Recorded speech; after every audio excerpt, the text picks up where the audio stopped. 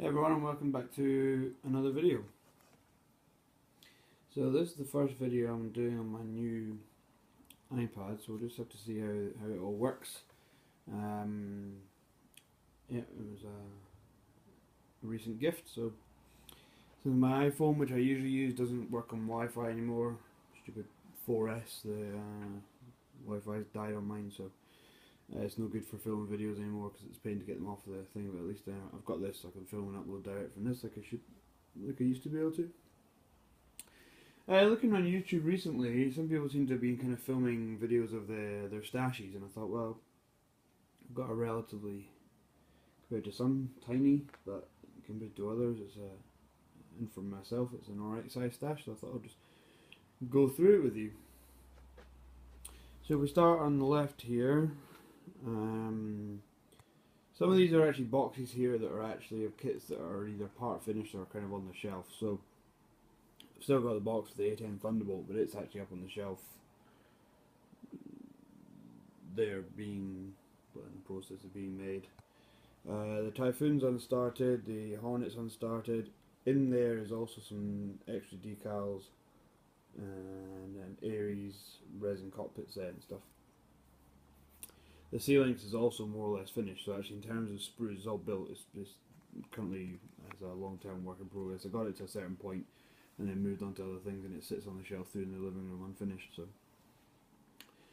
again, the same goes for the Type 99. It's actually, that's it there.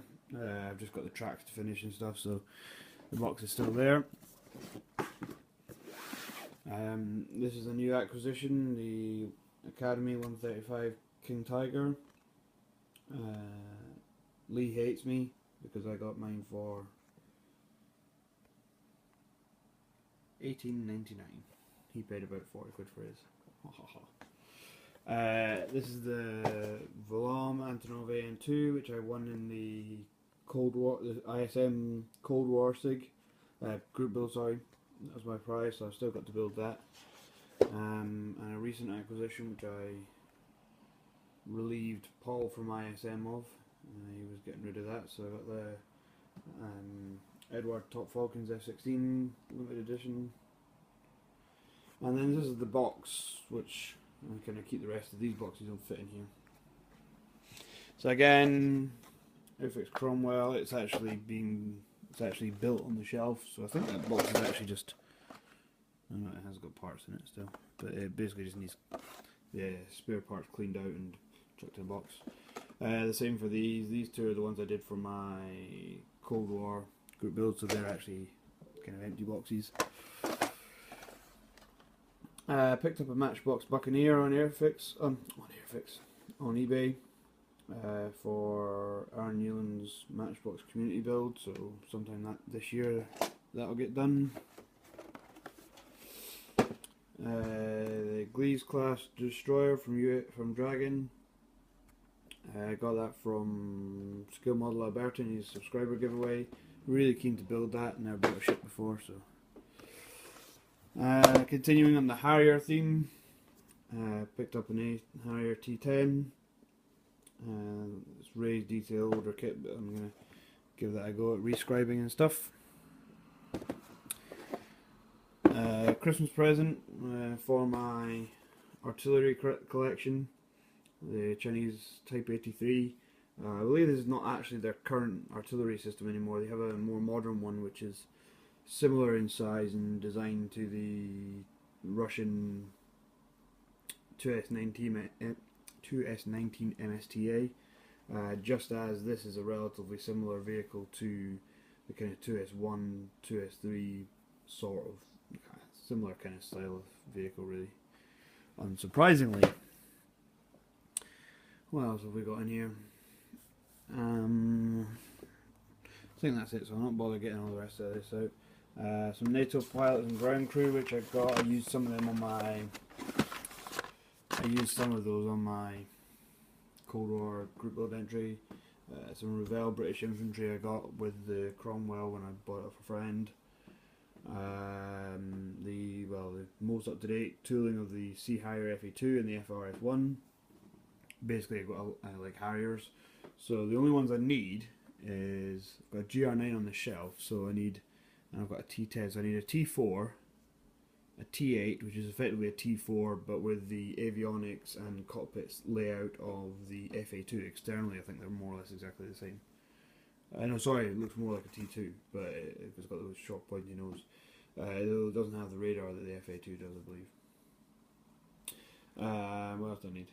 And I need another GR7/9 kit to basically be able to make a GR9 and a GR5, but there's no new tool of a GR5, which is a real shame because it's the only mark that is not new tooled, which is really annoying. Hopefully Airfix will adapt.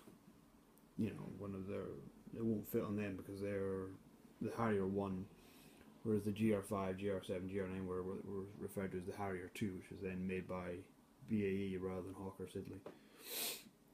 Hopefully they can basically, you know, make some Mark 5 specific bits and stick them in a box and make it a kit. It would be quite good.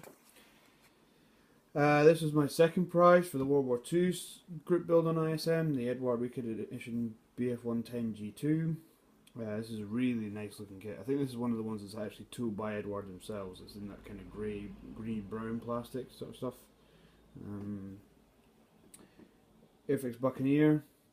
I know this is an old kit and stuff, but the Buccaneer is awesome. So I actually have two Buccaneers now. I've got the Matchbox one and the Airfix one.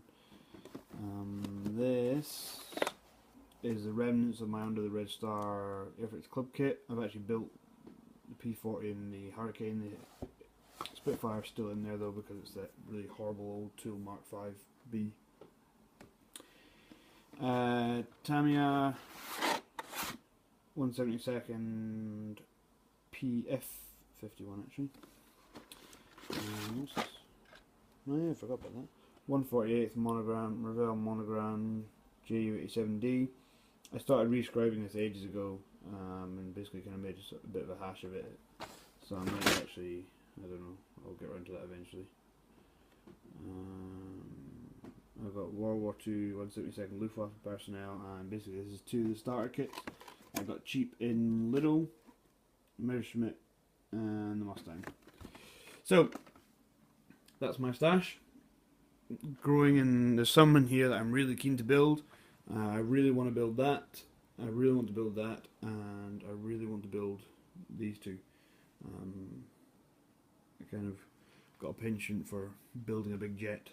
Although I do want to also finish this, but I need to figure out a way of trying to get around the old raised detail panel issue. So, some interesting kits here, I think. Nice to see that my collection no longer just involves, you know, affordable Airfix kits. It's nice to have some others in there which I've won as prizes or have managed to get cheap elsewhere. So yeah, thanks for watching. Sorry if the video's a bit shaky and etc etc. As I said, first video using the iPad is a bit different, so we'll see how it goes. Thanks for watching, and I'll see you in the next video. Bye now.